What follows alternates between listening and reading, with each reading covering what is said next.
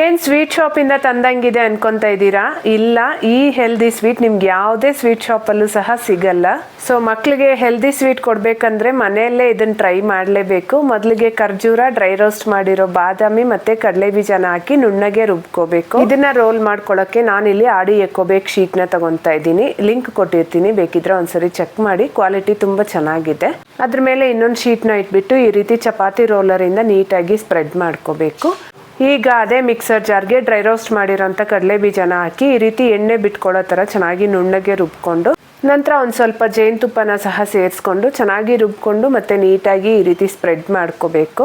ತುಂಬ ಜನ ಮಕ್ಕಳಿಗೆ ಡ್ರೈ ಫ್ರೂಟ್ಸ್ನ ಹಾಗೆ ಕೊಟ್ಟರೆ ಅವ್ರಿಗೆ ಇಷ್ಟನೇ ಆಗಲ್ವಲ್ಲ, ಅವ್ರಿಗೊಂದು ಬೆಸ್ಟ್ ಆಪ್ಷನ್ ಅಂತಾನೆ ಹೇಳ್ಬೋದು. ಇದನ್ನ ಈ ರೀತಿ ಚೆನ್ನಾಗಿ ರೋಲ್ ಮಾಡಿಕೊಂಡು ಫ್ರಿಜ್ಜಲ್ಲಿ ಇಟ್ಟು ಒಂದು 1 ಅವರ್ ಬಿಟ್ಟು ಕಟ್ ಮಾಡ್ಕೊಂಡ್ರೆ ಸಾಕು. ಸಕ್ಕ ಟೇಸ್ಟಿ ಆಗಿ ಹೆಲ್ದಿ ಆಗಿರೋ ಅಂತ ಸ್ನಿಕ್ಕರ್ ರೋಲ್ಸ್ ರೆಡಿ ಆಗುತ್ತೆ. ನೋಡಕ್ಕೆ ಎಷ್ಟು ಕ್ಯೂಟ್ ಆಗಿ ಕಾಣಿಸ್ತಾ ಇದೆಯಲ್ಲ, ಮಿಸ್ ಮಾಡದೆ ಒಂದ್ಸರಿ ಟ್ರೈ ಮಾಡಿ.